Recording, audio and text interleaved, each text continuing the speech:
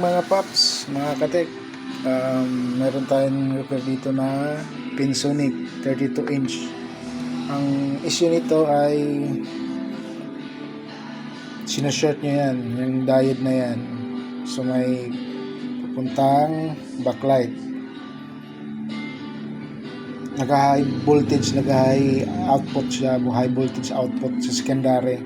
So ang sira nito is itong sa may power supply niya, primary. So nagpalit ako ng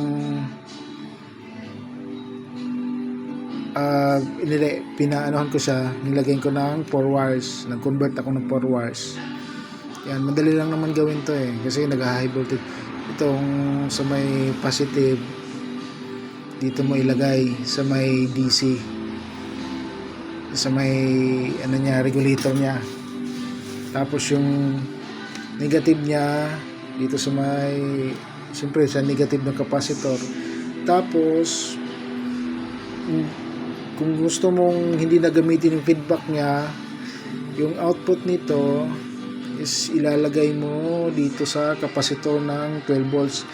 Tapos i-adjust mo yung trimmer unti-unti hanggang ma-meet mo yung 12 volts, kasi pag taas mo mag-over voltage din, kaya i-adjust mo muna ng 12 volts dito sa may 12 volts na capacitor to, secondary.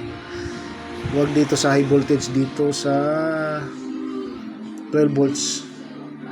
Ngayon hindi na siya nag-short, hindi na siya nag-over voltage, kaya may standby na siya. Kanina wala, sinisibak niya itong diode na yan. Ayan, on ko. Ayan siya, buhay na siya.